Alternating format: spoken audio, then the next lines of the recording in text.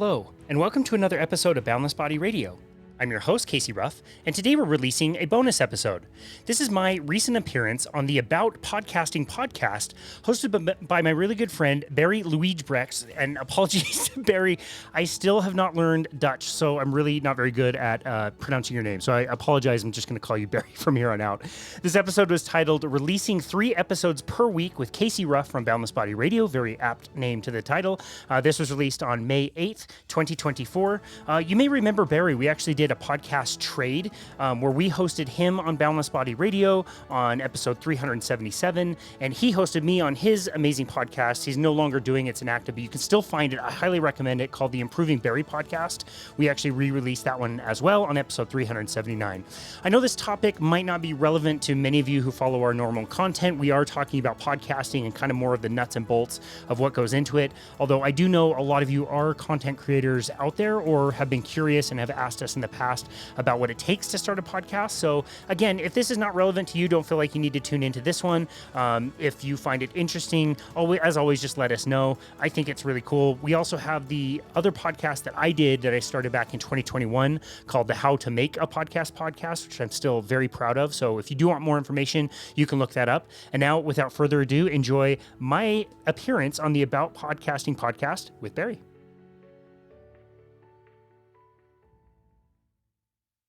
If you want to do this for a while and stick with it, you need to be true to your why, because the downloads are going to be disappointing. Your content might not be as good as you think. Your audio quality might need some evolution. Like, there's a lot of obstacles you've got to get through along the way. But if you have a strong why, you'll stick it out. You'll keep going. Welcome to About Podcasting, a show for podcasters. We talk about podcasting practices, tools, successes, and failures, mixed with interviews and music. Hosted on podhome.fm, the most modern podcast hosting platform.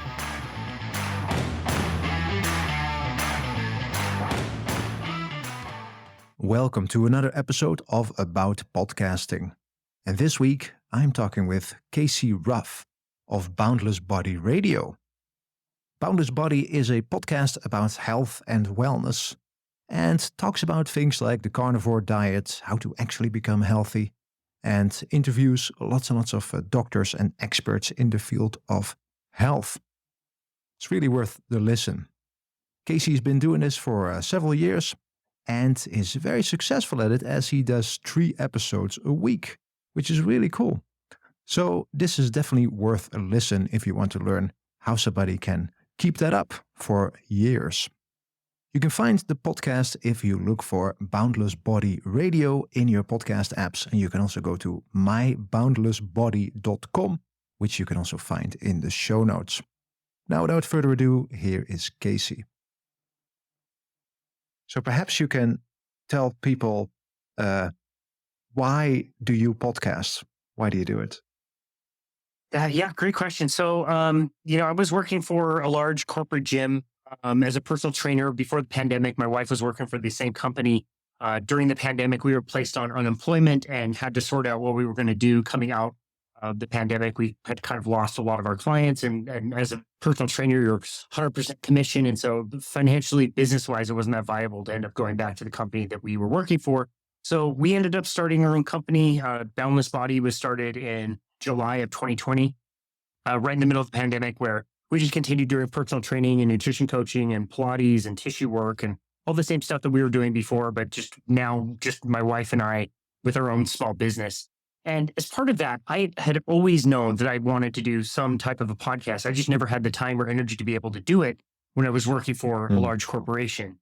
And so when we started to kind of mull over, the idea of us starting our own company, what that might look like, the things we might do, and how we were going to manage all of that stuff, I knew very early on that podcasting was something that I wanted to do to be a part of that. I thought, if nothing else, it could be a nice hobby to keep me kind of busy. Maybe it would be something that would help drive the business. And so it was pretty early on after starting the company that I started to take different steps to understand and try to learn how podcasting works, how to do it, what would be required. And yeah, there was a lot of resistance that I had to getting started. I think about all the podcasts that I had listened to that point. And there were so many really Mm. great podcasts already out there, and they had great messages and they had great guests. And I didn't understand what I could possibly contribute to the space because people had been doing it and been doing it very well for quite some time before, I ever intended to start. And I knew that, starting, I wouldn't have any listeners or whatever. But, after a few months of resisting and trying to learn and figure things out, it was just step after step. And we finally pushed record on our very first episode, which I listen back now and obviously is very cringy to listen back to our first recording, but it was just my wife and I talking Yeah. back and forth. And, we just kind of learned that you had to start somewhere and it's a process and understanding that your first episodes are not going to be perfect, but you just continue to grow and learn and change and refine the process. And yeah, I mean, now we're at a point where we're getting decent downloads. We've got so many episodes and have hosted so many different people. It's been a wonderful journey. But that was kind of the start of things, is really just understanding that podcasting was something special to me to be able to learn, um, the art of doing podcasting and having conversations with people and wanting to share that with people and just following that out to where we are today. But that was my original kind of reason for doing it. If nothing else, to kind of give back to a medium that I was, it was so instrumental in learning the things that I was interested in at the time. Yeah, yeah. And has that why evolved over time? Because you're now many hundreds of episodes later. Do you still do it for those reasons or other reasons now? Great question. Yes, I still do it for the same reasons. Definitely things have come up over time where, I've toyed around with different monetization ideas and things like that. But Mm. at the end of the day, I feel really passionate about the things that we talked about. And my why is to try to share our message around. And yes, it's nice marketing. And yes, it's gotten us a few clients and people reaching out because we built a bit of a following. But that's all kind of a bonus to me. And I just had decided pretty early on, despite whether we ever monetized or not, that it would be something that I would gladly pay for and invest the time and money and whatever it took to continue doing it. And so it's a real passion project and something that I'm, really proud of. Yeah, and I think that is extremely important. So, if I gauge it correctly, you never really do like a native ad for your small business. It's always just the topic with the guest. It's an expert, a doctor, or something about something that you are interested in, and you are interested in learning about and spreading the message to other people about. And then the rest is just something that rolls out of that. Maybe somebody looks in the show notes and clicks on a link or something, but that is never the goal, I think, for you, right? That's correct. It's nice if it happens. And what I've done over the years is I've created a call to action that I put at the end of every episode, and every few months I redo it, Hmm.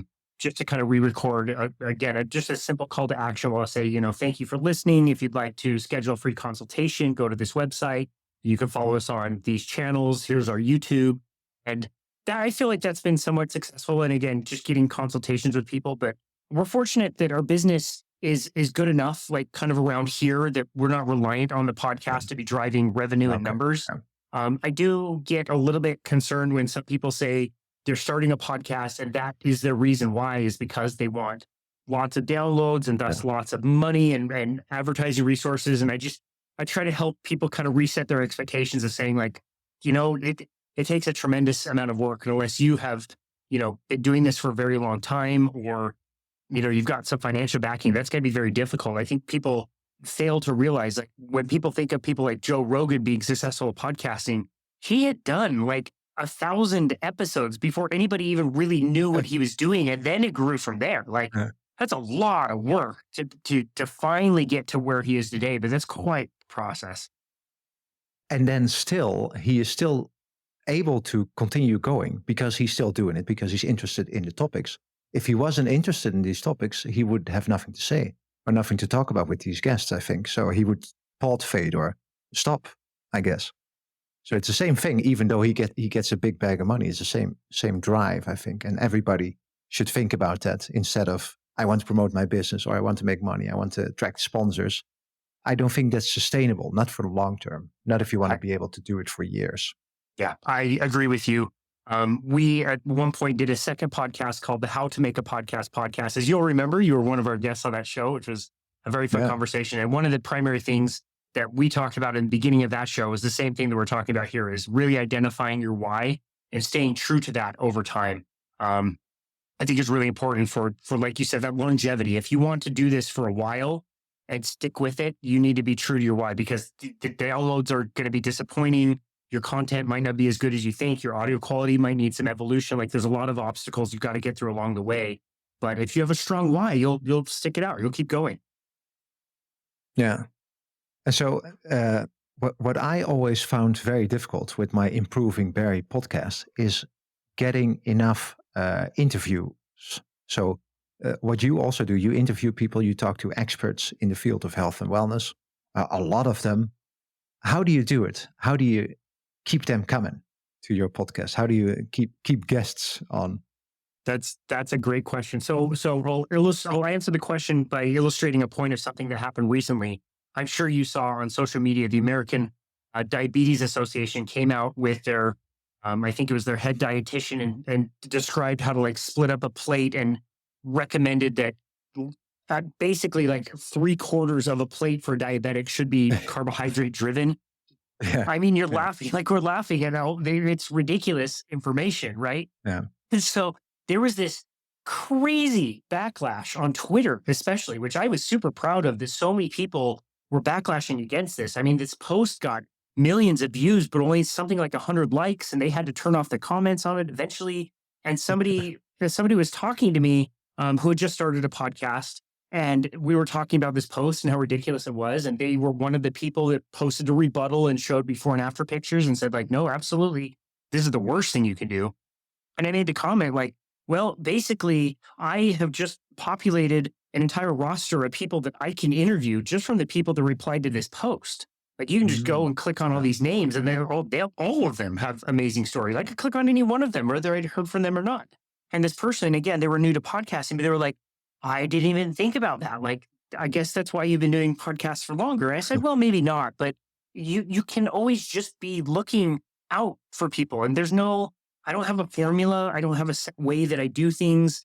If I find somebody interesting and, I feel like somebody's got an interesting story to tell, whether they are very well known or not very well known, I will reach out to them in any particular way that I can, whether that's a Twitter message, a text message, whatever, whether that's Instagram, whether that's finding somebody's email address, whether that's through another contact. I'll just try to find a way to contact these people. And I think another part of it is I noticed there's a great difference in the way that you ask somebody whether they want to be on your show. It's very similar to the way that people approach like a job interview. Like if you go to a job interview and you just talk about you and yourself and all the things that you've done and your accomplishments, you're going to be less likely to get hired versus somebody that says, hey, I've looked at your company.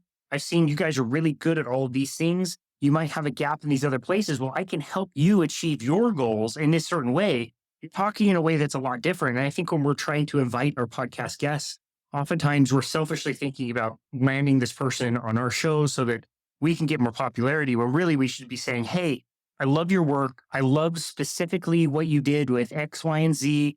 I've been following this for a while. You have an amazing story. Would you have time to come on my show? And I think that elicits a much better response than, just assuming that everybody wants to be hosted on your show all the time without you putting in the work to know what they've done and without making them feel special. Yeah, so be humble and respectful, of course, to them. Yeah, And exactly. Be very complimentary, that kind of thing. yeah, and then tooling wise, how do you actually invite the guest? So because they might be in different time zones, might be difficult to set a date and time. Do you use a tool for that, like Calendly or something like that? In the beginning, it was about 30 email exchanges back and forth and checking all the different time zone calculators and trying to make the calculations myself, which is actually absolutely ridiculous.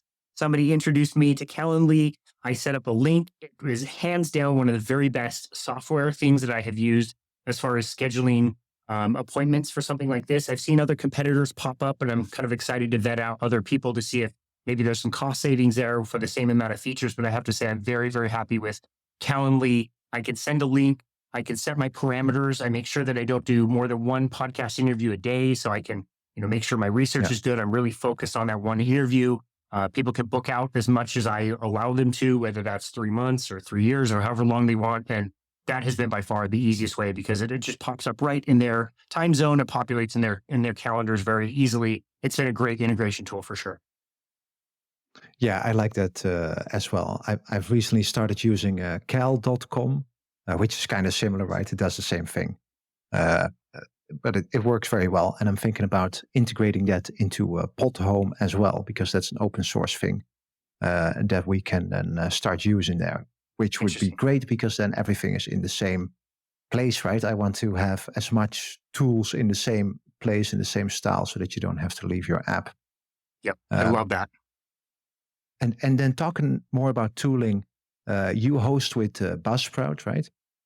Yeah. Buzzsprout is my host. I found them really early and felt like the pricing was fair for the time kind of structure that I wanted. I've used other hosts in the past. So, for example, Buzzsprout charges me per hour to do my show. And Boundless Mhm. Body Radio, again, is my passion project. We do 3 episodes a week that are typically an hour. So, I'm pretty much every month, I'm maxing out my hourly kind of allocation and paying for additional hours. I'm okay with that. The second podcast I told you about that I started later on, that was really just purely a hobby. I thought it would be really fun to talk to other podcasters. Yeah, yeah. That was never a priority or anything that I thought would drive, business in any way. So I actually did a different host to host that. I found somebody who hosted for Mm. free. And so I used Acast to be able to do that. And it was definitely far less user friendly. They were much more focused on helping you get ads and monetize and that kind of thing. But it was sufficient and it was free enough for me to figure it out and just post that was 2 episodes a month there. So understand there's lots of different tools and every, kind of host company does things a little bit differently. And so you can kind of look around and see which one fits your needs the best. Yeah, definitely. And so with Buzzsprout, what is your workflow kind of when you do an episode? Because I can imagine that you want to spend at least the least amount of time that you can, especially if you're doing 3 episodes a week. How do This you do is, it? yeah, it's a great question. This is one thing that I definitely had to learn how to be quite efficient when I'm doing, sometimes 5 and 6 interviews a week and publishing 3 days a week. Yeah. I have to stay on top of anything that I do. And so you, my advice for people is to really find systems and stick with the systems and try not to make things overcomplicated. So for example, if I'm making show notes, basically I'm just taking the introduction that I use to introduce the person, and those are my show notes. I can add additional tags and add things to that, but all I'm doing is taking my introduction, which is about a page long. It gets just a normal 8 by 11 kind of page full of words. I'll read that out for that person's introduction. Then I just copy and paste that into Buzzsprout, add some paragraphs and that type of a thing. And my show notes are essentially done after I'm done with all the tagging of all that stuff. So that only takes a few minutes. One thing I really like about Buzzsprout is they allow me to make what's called a visual soundbite. So that I use for social media where they make different sizes of a soundbite that I use. And that takes me back to another time saving thing that I think a lot of podcasters miss when they first get started and get really frustrated by. And then hopefully they learn this over time. But when I'm doing an interview and I'm in the middle of this interview, I know that I don't want to spend an hour of my time after the interview to go back and then edit everything all over again. So I Mhm. have a Yeah. pen in my hand. I've got my paper right next to me and I'm time stamping everything as I'm going. So I have 2 columns and one Oh, is wow. for edits, all the edits I need to go make. And one is for where I think I might go back to create that visual soundbite. And so just before doing this interview, I had another interview with Dr. Jen Unwin, who I believe you know as well. And, if Yeah. there's any, coughing or there's something egregious, a dog runs by or there's, siren out Mhm. back or she needs to take a break, I'll make an edit. I'll make a note for the edits. And then if she starts getting into something that I feel like is maybe 15 to 30 seconds long, that is really amazing and she's getting really excited, I'll make another timestamp note for that. So now when I go to make my edits, I know exactly where to go. I can just edit out really clean. That only takes me a few minutes and I'm done with that part of it. I don't have to listen to the entire episode all over again because I'm taking notes while I'm going. And that saves me a lot of time as far as that goes. That is really clever. Do you use what kind of online recording tool do you use when you're talking to people remotely? I use Zoom. I really want to branch out and investigate other hosting software, including the one you're involved with, because I find it quite interesting and the different features that are all involved. I have a few challenges with my recordings and the area of my house that I record at that makes a few things a little bit prohibitive of using certain things. And so for example, if I were to set up my computer at this part of the house, I'm the furthest away from the Wi-Fi. And so my connection can be a little Yeah. bit dodgy. So I get the Yeah. best recordings for video and audio when I record directly to my phone rather than record to my laptop that needs to connect to the network and to the Wi-Fi. And so that's kind of a limitation where I have to turn off my Wi-Fi and just run my cell phone on the network. If the network isn't performing well or something's going on, that can be a limiting factor. Zoom tends to be one that does well with lower bandwidths. And so for me and the quality Yeah. that I need and ease of use, that's been a really good one. And also seeing as how it's, 2024 and most everybody at this point has Mhm. used Zoom extensively for at least 4 years. It's an easy one that people are more familiar with. That's been great for me so far. The way that it downloads the video that I can then download and make a small edit to and put onto YouTube is really convenient. It gives you an audio file, which I don't use. I record everything to a podcasting mixer, and that's where I take my audio. I don't take it from anything that I record on Zoom or anything else. They do have a transcription feature, which is absolutely terrible on Zoom. I can tell you it's really, really poor. So I don't use any of that. But for at least a backup audio file and a video file, that for Uh, my purposes is good. yeah. Yeah. And I guess it's stable, right? So you always end up with a recording. It tends to be very stable. I find that some Yeah. places sometimes recording, depending on where you are in the world, it might not be the absolute best, but it gets the job Yeah. done for what we need. Yeah, that is the difficult thing with tools like these. Like we're on Squadcast right now. It's an audio only podcast, so that's okay. But sometimes video is a bit ishy, and audio itself can also be modulated. I've tried many of these things, including a Riverside, for instance, which I had some issues with. Might be on my side. I don't know if it's that. But these things are difficult. So when you find something that works for you, definitely stick with that. That's a very important tip, I Yeah, think. I agree with Absolutely. that. I agree with that. Yeah. So you just mentioned transcription, that Zoom tries to do that and does that in a terrible way. I'm sure they do that with their own algorithms or something that they came up with. Do you use transcripts from another service or something and put those in your episodes? Great question. So, yes, I do, probably for a different purpose than what other people do. Our podcast, it has always started as primarily audio. That was always my priority. And I saw that through for the first probably 2 years of doing podcast episodes. I learned that when I was involving the video component, sometimes the audio would slip a little bit. And so it Mhm. was really about the first year and a half of recording episodes that I would do audio only. My phone would be totally blank. I wouldn't be looking at anything. I could just look on my notes and just listen in and not even see the person. And that was fine. Yeah. But over time, our connection started to get a little bit better. And I just had this thought that, maybe I could just take these video recordings and start to throw them onto YouTube to just see what happens. And man, we were so bad about social media accounts when we started our business. Like I should have started with, fresh Boundless Body accounts, the different, Yeah. Instagram and Facebook. We did. We just used our personal ones and kind of converted them over in a really unorganized way. And I did the same thing with our YouTube, where I had a few like speed skating videos of myself doing speed skating on my YouTube and a bunch of nonsense. And then I started putting some of these videos on. Yeah. And they started to do really well. We started to build a bit of a following, and I'm very minimal on what I do on YouTube, but that is built a following. And YouTube is kind of unique because you can start conversations with people. People can make comments. I read and respond to every Yeah. comment that we get, and so I like to reply to people. And you start to meet people and understand the content they're enjoying, and so that has been a lot of fun. But that again, for me, to make that work is very, very minimal. So all I'm doing is I'm taking the video recording that comes from Zoom. I usually choose the gallery view. I upload that to YouTube, and then I just use the YouTube editor feature and I do the trim essentially, where I'm just trimming Yeah. the front and trimming the back. And then I'm only editing video if something very egregious happens, like if a dog loses their Yeah. mind for 5 minutes or somebody needs to step away to use the bathroom or something. I don't tend to make Yeah. a lot of edits that way. I care less about the video quality.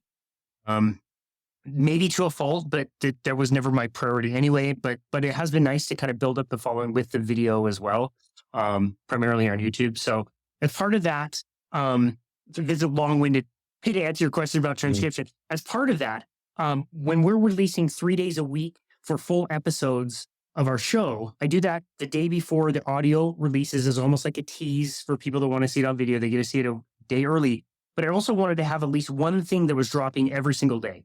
So I would release the full podcast interview, and then I also created what I call Boundless Body Radio Shorts, which is just a shorter version of a topic inside of a podcast interview. So maybe somebody was talking about a topic for 10 to 15 minutes, somewhere in that time frame, and Yeah. I will re-upload that video and then trim that down even further to just include that time, and then say this is this person talking specifically about this one topic. To be able to do that, transcription is really, really helpful, because if it's transcribed well, I can think of a keyword or a topic that we talked about in that particular episode, type it into a transcript, find exactly where that clip started. So I know exactly where to go to start my editing.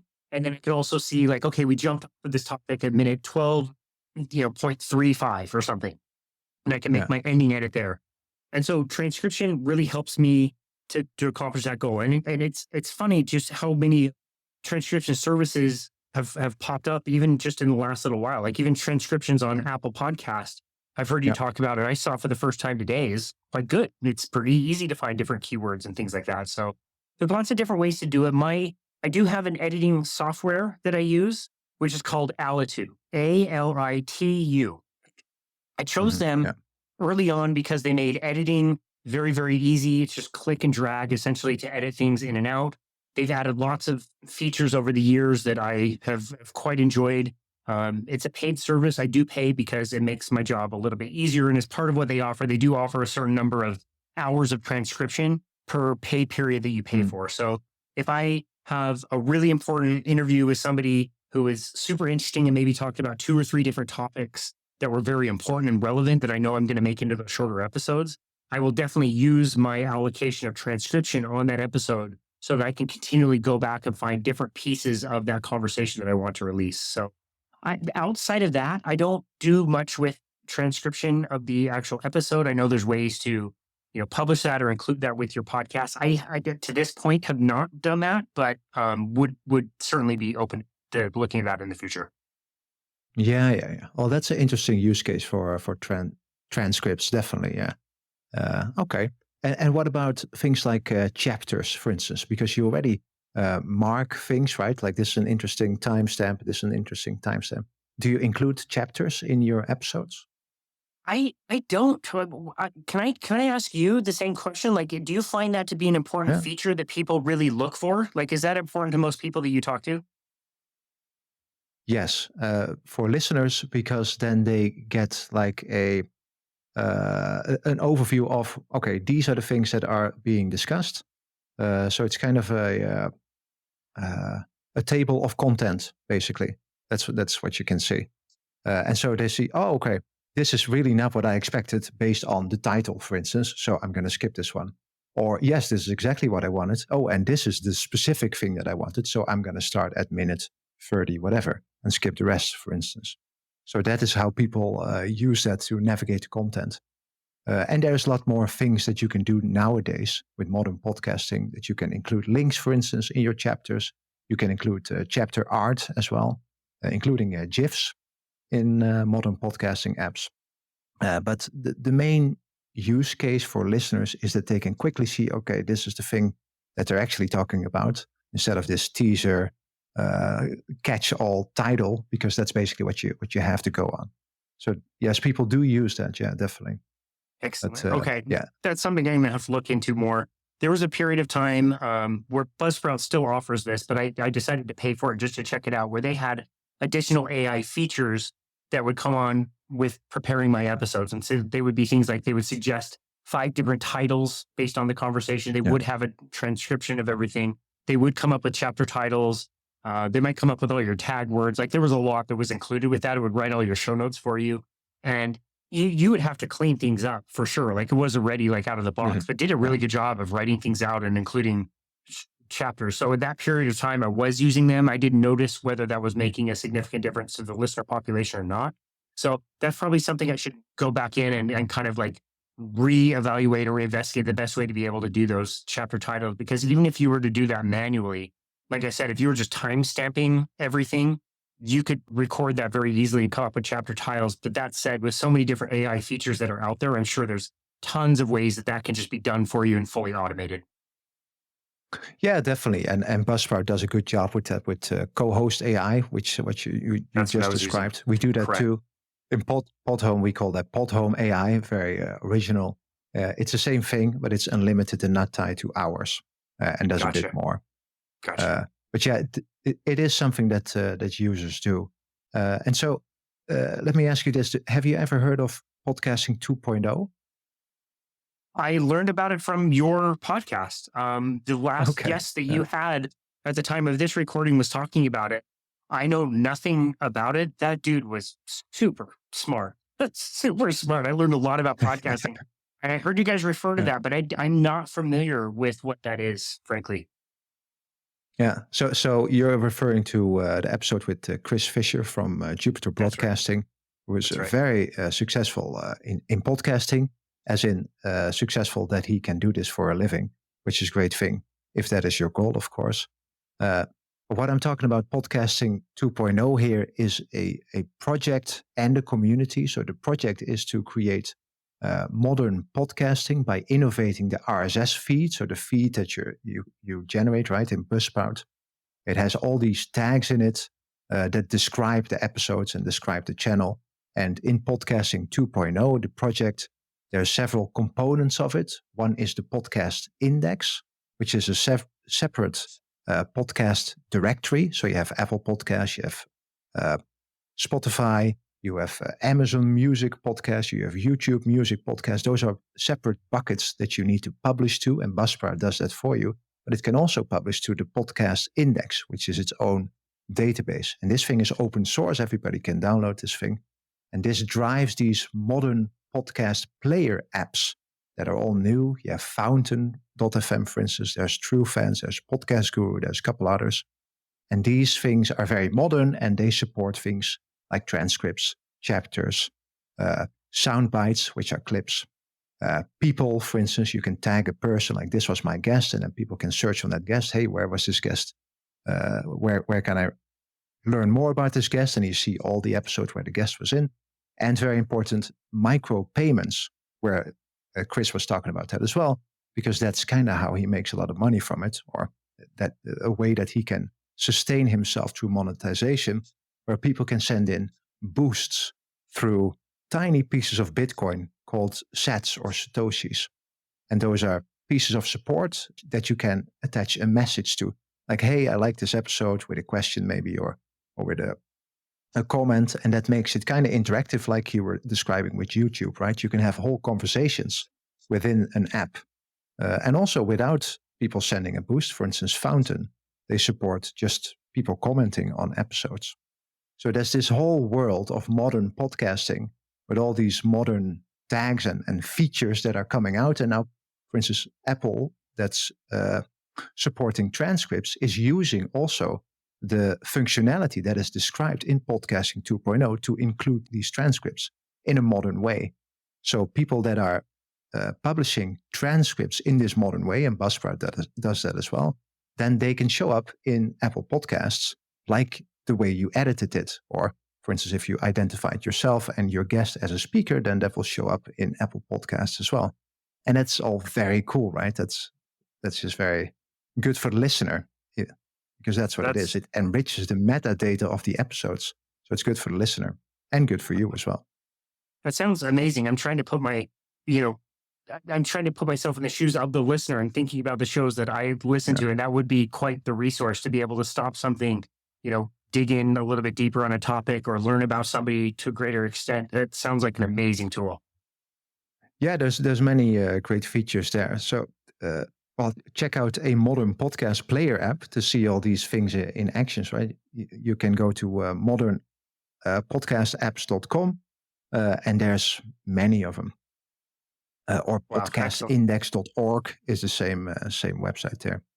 But Excellent. it's definitely very interesting. Yeah. Yeah, they're very definitely is. And of course, the technology would be advancing so quickly that if you're not adapting to these kinds of things and learning and growing and getting on board with some of this stuff, you get left behind pretty quickly. Yeah, but that's why modern podcast hosts, including Buzzsprout as well, they're trying to make this a lot easier, right? So you've probably seen it in Buzzsprout where you can now recommend other podcasts as well. And that's technically called a pod roll. I don't know what it's called in Buzzsprout, but if you do that, then it shows up in these apps. Like, hey, this is a podcast that's recommended by a user, by you, for instance, so by podcasters Mm, themselves, not by an algorithm, and that drives discovery. And that's very important. So wow, things I like love these are that. That's great. really evolving the space. Yeah, it's really good. Amazing. Oh, that's great. I love Yeah. that. So, uh, what episode number are you on right now, or tomorrow, or whenever you drop next? Oh, it's in the low 600s. It's 610, 615, something like that. It's a lot.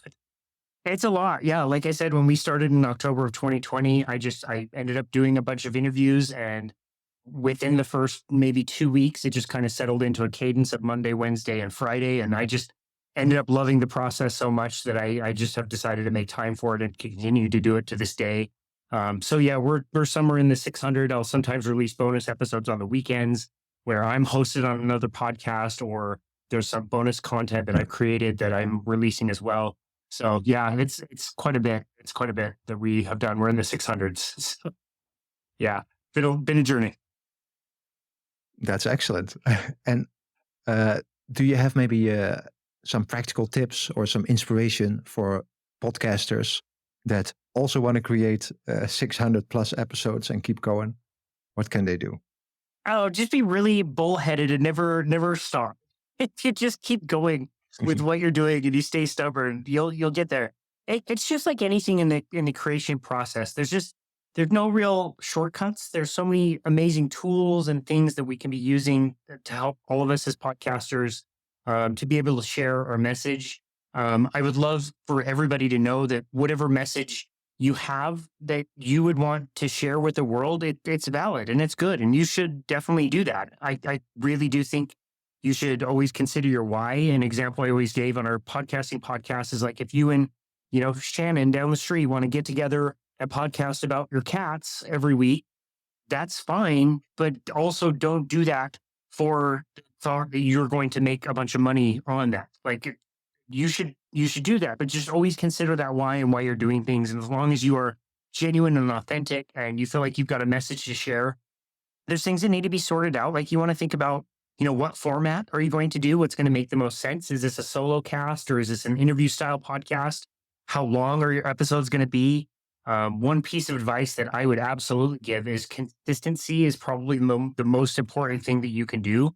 I don't know about you, but when I find podcasts that I love, if it's Tuesday morning and my favorite Formula One podcast is not being released on that day, I get upset. I get really bummed out. Like I really appreciate the consistency that I know I can open up my app on Monday and these four podcasts will release new episodes and I can check them out, based on my schedule or interest level. So there is some thought that needs to go behind that.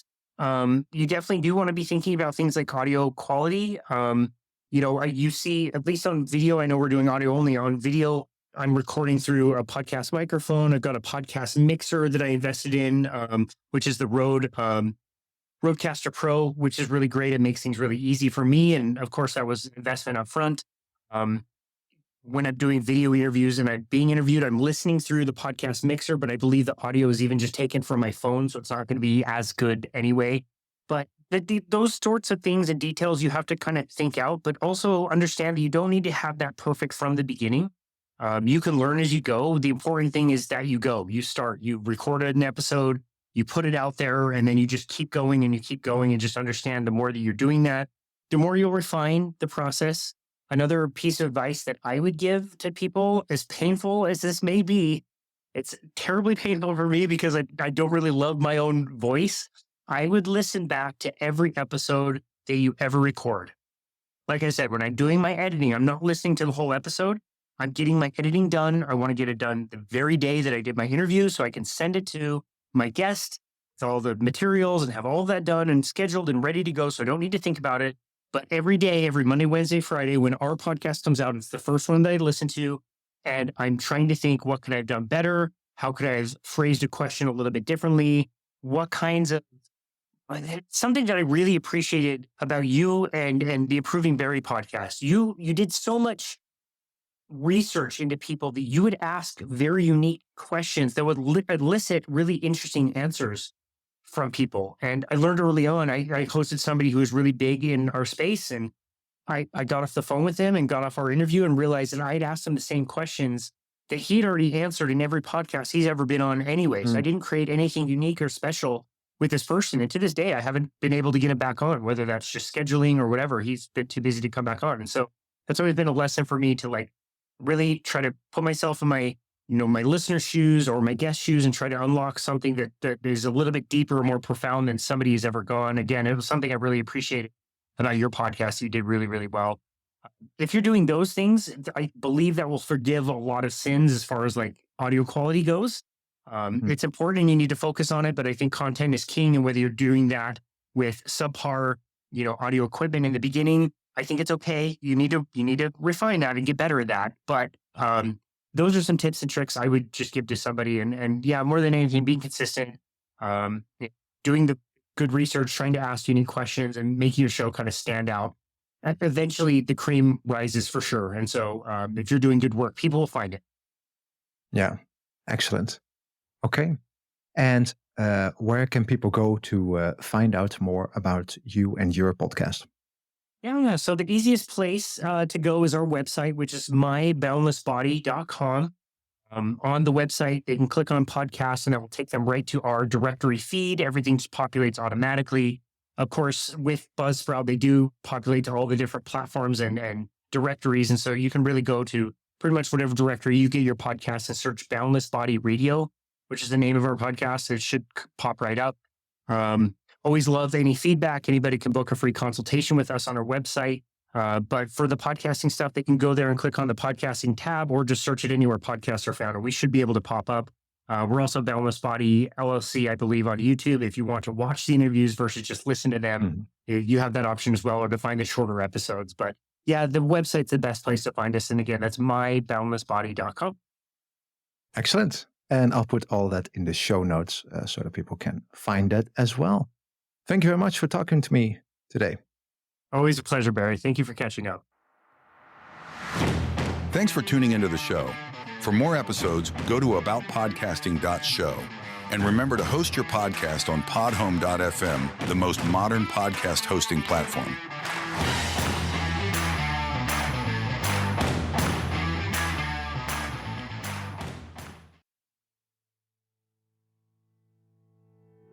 So thank you again for listening to this bonus episode with my recent appearance on the About Podcasting podcast with Barry. I hope you enjoyed that. And like I said in the introduction, you can always go back on Boundless Body Radio episodes 377 and 379 to hear some of the content that he and I have created in the past. As I also said in the introduction, make sure you look up his first podcast, the Improving Barry podcast. He did an amazing job and interviewed some awesome people. So I would definitely look that up. Still very, very relevant. And of course, also be sure to look up the podcast that I did back in 2021 called the How to Make a podcast. In the first season that I did, I basically went through 10 different episodes that I dropped all at once, which were basically my entire process of podcasting, You can go back and look that up. Not much has really changed with my process. If you are interested in this topic and you want to start a podcast, that is the best thing that I would recommend to do, to hear like how we do things around here and contrast that to the way other people do them. I interviewed lots of people on that show. And as always, if this is a topic that you are interested in, we still have that 30-minute complimentary spot that anybody can book. I've had several people reach out and take me up on that offer, not necessarily to talk about health or fitness, but actually to talk about content creation or starting their own podcast. I had lots of help from some of my amazing friends when I was getting started, and I always want to pay that forward to you. If this is something that you are interested in, you can go to our website at myboundlessbody.com and click the button that says book now to book a complimentary 30-minute session. Again, we can talk about health and fitness and that kind of thing, but we can also use that time to talk about podcasting. I'm more than happy to answer any of your questions if you have them. But for now, thank you as always so very much for listening to Boundless Body Radio.